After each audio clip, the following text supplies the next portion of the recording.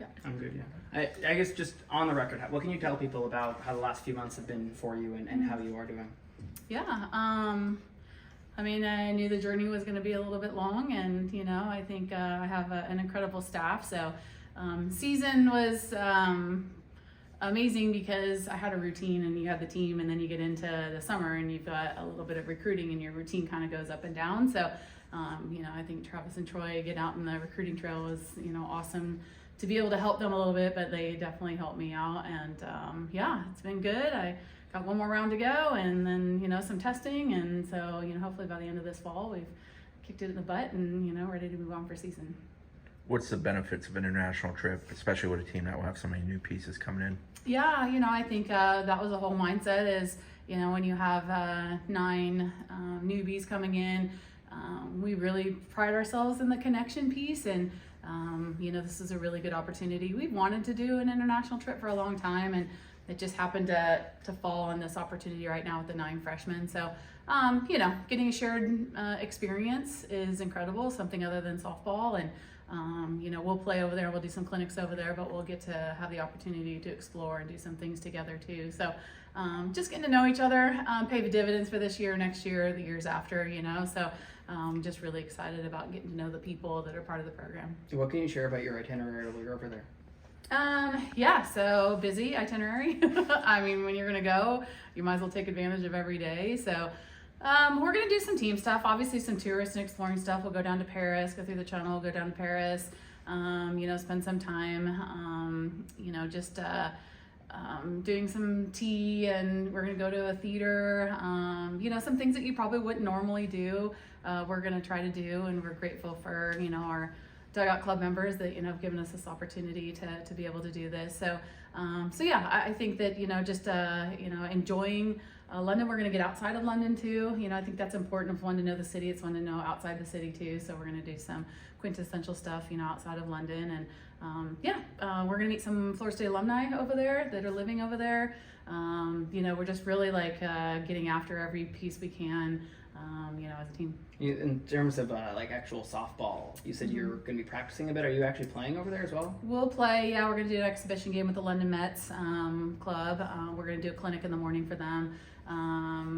From young ages to older ages, and then we'll play a little all-star game at the end of it. Yeah. The prep leading up to the trip, how much does that help this team kind of get ahead of the ball versus what normal years are like? Yeah, again, I would say these 9 freshmen have really been committed. They've been communicating with each other already, so they have really special relationships. Now it's a relationship with us and the current team. So, I think for us, we get to, cheat the system a little bit and spend, 4 or 5 days together here before we head over together, across the pond, they say. So, I think comfort, getting to know people, I think that's going to be really important for these rookies to come in. I think the narrative on our side is this is a really driven, passionate group coming in, and they came here to win a championship. And if there's anything that we can move forward on is building relationships so they're comfortable to get after their skill sets when they get here in the fall is going to be really important for us. And, we knew that we had that in this group, the skill sets.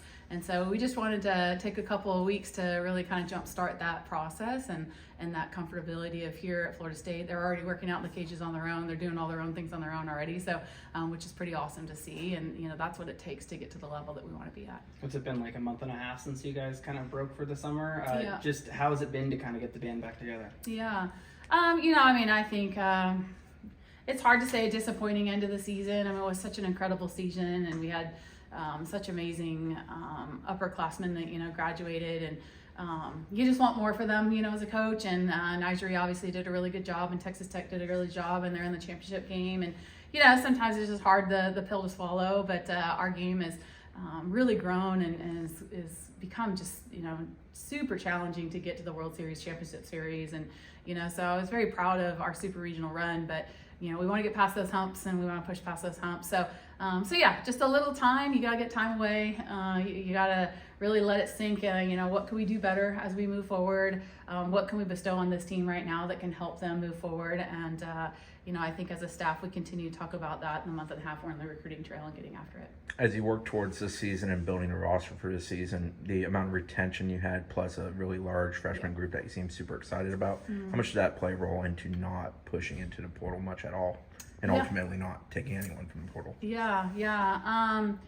I think the portal and NIL and rev share, it's all new, and it's all on the horizon. Everyone's trying to figure it out. And, I think as a coaching staff, when we sat down, we knew that we had talented people coming in here as freshmen, and we wanted to give them the chance to grow and give their opportunities. And so with the returners that we have and the experience and the talent, I think it was really important for us to make sure that we gave those opportunities, which is part of this trip too at the same time. So sitting down and talking it through, I think we want to let the dust settle in the NIL and the rev share world and kind of see how things, pan out in that side of it. But then on the other side, allow these kids to come in and grow and not stunt their growth, give them the opportunity, because we truly believe in their athleticism and their ability to come here and make an impact. Following up on that, to see the freshman contributions you guys had last year, Jazzy to name one, what kind of, what do you rely on with them to kind of help this incoming class to show, have them, to show them what they can kind of do this year? I think the one thing is when you get past your freshman year, you realize that that was one of your 4 years. So sometimes you come in as a freshman, you're like, oh, it's my freshman year, let me see what it's like, versus I get one of, 4 years to get after it. So, when you talk to Jay or some of them, like, man, like, I don't want to take for granted this first year, and I want to make sure I can get everything out of it I can and give everything to it I can. And so I think that's the mindset as the returners is don't come in here as a freshman and let us like lead the way, like be you and get after being you and push us so we can be the best we can be. Does it feel like it's just a more sustainable or like holistic approach for you to recruit freshmen and not chase transfers? Because in this sort of market, it just feels like if you get a freshman on campus, you can commit to them, they can commit to you, and they're probably more likely to stick around. You don't have to bend through a whole bunch of hoops to keep them around. Yeah, just the landscape's changing, and I think our culture is a little bit different. Our kids do stay around, and we're very proud, of that, retention rate for our side of it. We've had incredible transfers here, and they've done incredible things for us. So I think in the past we've recruited kids that have gone other places and then ended up going in the portal, and we knew who they were and what they were about, so it was kind of an easy transition on the transfer side of it, where nowadays it's a little bit different because it goes into a little bit of the sharing and the money pieces and those opportunities. And so I don't think it's a bad thing by any means. I just think that we wanted to make sure that we wrapped our minds around how we want to move forward with our culture and balancing our culture and our program, but then still giving these 9 kids the opportunity to grow. We're only a few days away from the start of August 1st and this whole thing. In terms of nationally, it feels like the rules are still ambiguous.